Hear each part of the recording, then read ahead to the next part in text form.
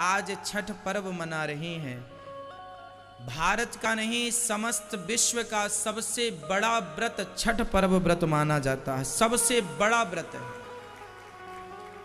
हर व्रत एक दिन का होता है, लेकिन छठ पर्व 3 दिन का होता है। और तीनों दिन निराहार रह करके, एक छठ पर्व ही ऐसा पर्व है जिस पर्व में उगते सूरज से लेकर डूबते सूरज को प्रणाम किया जाता है। सूर्य भगवान की समस्त दिशाओं को अर्थात पूर्व से निकलकर जब वो पश्चिम में अस्त होते हैं तो मध्य सूर्य को, उगते सूर्य को, आखिरी डूबते सूर्य को प्रणाम किया जाता है। आपको पता है ये छठ पर्व क्यों मनाया जाता है? ये कठिन है। कहा जाता है कि एक राजा थे, उनका एक पुत्र हुआ जो मरा हुआ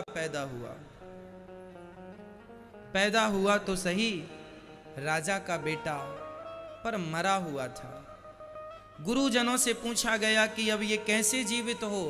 तब गुरुजी ने 3 दिन का व्रत बताया। यही कार्तिक का महीना था, यही शुक्ल पक्ष की षष्ठी थी, है ना?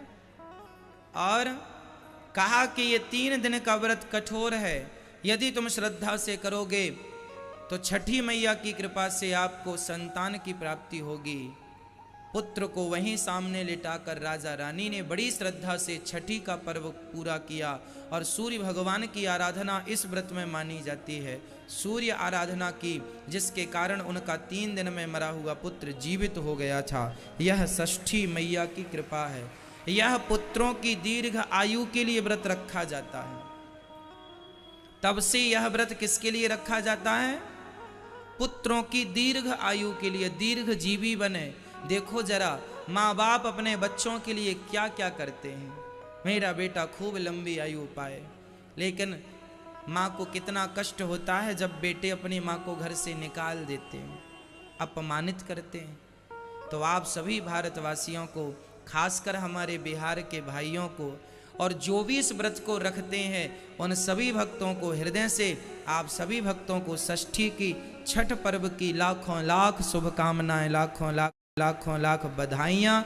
आपके जीवन में ये माँ भगवती षष्ठी महारानी की कृपा और सूर्य भगवान की कृपा बनी रहे।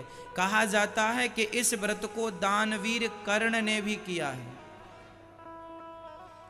कहा जाता है कि सबसे पहले इस व्रत को दानवीर कर्ण ने किया। कर्ण ने इस व्रत को किया था।